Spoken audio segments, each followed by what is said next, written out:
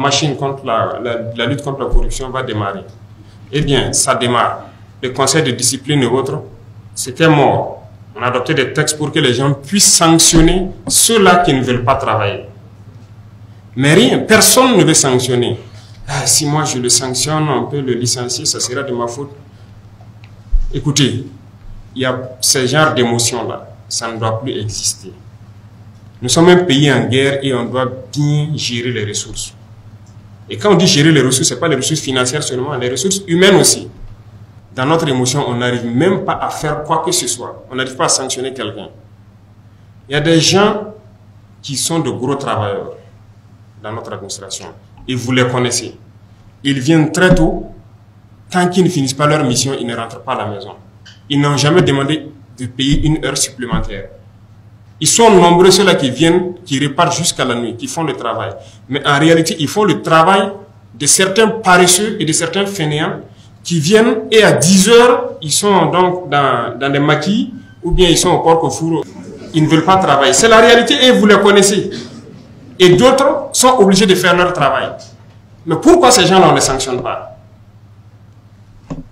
Tous ceux qu'on va prendre dans les situations d'absence chronique dans les administrations et qui ne sont pas sanctionnés, la personne sera licenciée. Le directeur qui était censé le sanctionner là sera probablement licencié aussi, sinon puni. On ne peut pas continuer comme ça. L'esclavage existe dans nos administrations. On vous a recruté pour faire un travail. Vous vous retrouvez assis au bureau. Un commerçant ou un pauvre paysan vient pour un papier. Vous le voyez, certains sont tellement orgueilleux, gonflés. C'est de l'esclavage. Il ne fait pas d'abord son travail. Il le crie dessus. Il cherche les gens de leur bureau. Si tu fais, tu quittes mon bureau. Et souvent, il les cherche. Les gars sortent, ils tournent. Il ne fait pas le travail, il se lève, il part faire. Ces gens-là existent dans l'administration. On le dit publiquement haut et fort. 15 mois à s'observer, c'est trop. Si on t'a recruté d'être dans une administration pour faire un service, tu le fais. Tu n'as pas à esclavagiser des Burkinabés. On vient pour faire un papier. Le gars vient souvent, il ne comprend même pas français. Souvent, il ne connaît même pas le nom du papier. Mais tu as été recruté pour faire ça. Tu l'expliques clairement et tu lui dis tout ce qu'il y a. Il rentre dans son bureau, il est assis. Oui, toi, tu veux quoi? Les gars commencent à parler, comprendre. Et si tu ne sais pas ce que tu veux là, quitte mon bureau. Nous avons des films comme ça. Ouais. Et il finit par chercher le pauvre commerçant ou le pauvre paysan, quitte son bureau. Il fait ce qu'il veut sur son ordinateur. Et puis, dans peu de temps, il se lève, bon, il prend son téléphone, il a quitté le bureau. Il n'est plus là.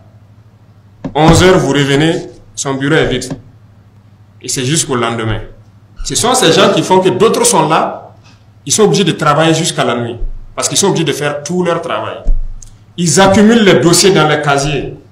Ils ne travaillent pas. Et à un moment donné, oui, que si on veut que ça soit épuré, il faut faire opération casier libre. Et dans ça, ils réclament des primes encore pour pouvoir le faire. Vous êtes recruté pourquoi? Vous voyez l'esprit là. D'autres sont recrutés pour faire un travail. Ils ne veulent pas faire le travail. Ils veulent qu'on leur donne d'autres primes supplémentaires pour pouvoir faire le même travail. Si vous ne pouvez pas vous quitter, il y a beaucoup de jeunes gens qui attendent. Ils vont venir vous remplacer. Et on va continuer. Il y a des pratiques qui doivent cesser. Et je pense que vous êtes les mieux placés pour véhiculer ces messages-là. Et j'espère qu'il n'y a pas ça chez vous ici.